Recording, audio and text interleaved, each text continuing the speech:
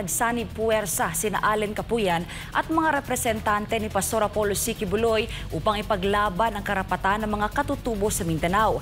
Nakatuon ang kanilang kampanya sa pagkakaroon ng tunay na representasyon para sa mga indigenous peoples at ang kanilang mga teritoryo, kultura at karapatan. Si Precious Alvarez magbabalita. Patuloy ang laban para sa karapatan at kapakanan ng mga katutubo, hindi lamang sa Mindanao kundi maging sa buong bansa. Kaya naman ang mga kinatawan ni Pastor Apollo C. Quiboloy at mismong si dating NCIP Chairman at NTF-ELCAC Executive Director Allen Capuyan na parehong tumatakbo sa pagkasenador.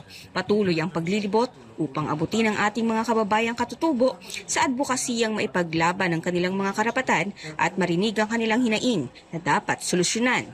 Sa Bukidnon mula sa ilang barangay sa Quezon, Maramag, Sumilaw at iba't ibang lugar sa lalawigan, nabuhayan ang pag-asa ang mga katutubo nang malamang may totoong nagmamalasakit sa kanila upang magkaroon ng sapat na representasyon sa pamahalaan. Kaming mga indigenous people ay talagang pinagkaitan ng karapatan. Karapatan tulad ng boses, no? Wala kaming boses dahil sa mga diskriminasyon. Nagpapasalamat ako na ngayong araw na ito nabigyan ng tuldok ang lahat ng kahirapan namin dahil may sasalo na sa amin. Pasalamat mi nga nangita na abot nga mga kandidato nga mo supportar gid kanamo. Nadungog na ako karon ang unsay ilang mga plataporma di gobyerno aron kami matabangan, kami manglumad usa ang ancestral domain nga among problema namo gyud. Usay ang atong balaod no, tungod sa kurap, tungod sa kwarta, dili nato makapuskuan ang atong balaod, makabarog. Tungod lang kay kami pobre mi.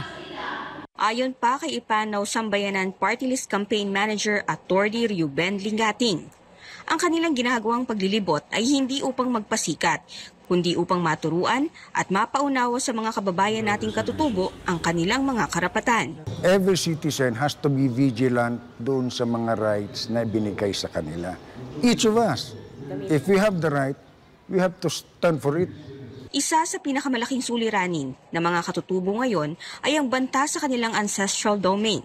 Bunsod ng House Bill 9608 na isinusulong ni Congressman Jordin Jesus Romualdo ng Camiguin. Nilalayo nitong baguhin ang ilang probisyon ng Indigenous Peoples' Rights Act o IPRA Law, ang batas na nagbibigay proteksyon sa karapatan ng mga katutubo, lalo na sa kanilang lupang ninuno. Kaya naman kailangan ngayon ng mga katutubo at mga mahihirap ang tunay na representasyon sa gobyerno. Ang kandidato mo naman dyan, hindi yung tao na uupo doon. Ang kandidato mo dyan is yung advocacy nyo, represented by that person. Bago pa man pumasok sa politika, matagal nang isinusulong ni Pastor Apollo C. Quiboloy ang mga karapatan ng katutubo sa pamamagitan ng pagtatatag ng UNIFIL o United Indigenous Peoples Heritage of the Philippines na layuning protektahan ang kanilang lupain at pagbutihin ang kanilang kabuhayan. Bilang UNIGO Ambassador sa Pilipinas, kinilala si Pastor Quiboloy ng iba't ibang tribo dahil sa kanyang malasakit. Noong 2022, ginawaran siya ng titulong Datu Pamulingan ng Obu Manuvu Tribe. At noong 2023 naman ay tinanghal siyang Datu Tudlabun ng Blaan Tribe sa Sarangani na nangangahulugang tagapamagitan sa langit. Una-una, siya ay konsensya. He has the wisdom that comes from God. So, ibig sabihin, kung ano yung batas na kanyang isusulong, suportahan ko siya. At may pagkakataon din na kami magkaroon ng kuro-kuro at mapag-usapan. Sabi nga, two heads are better than one. So, it's a tandem. At hopefully, kung kami makalusot at meron pang sasama na iba, so dahan-dahan, makabuo ka ng alyansa.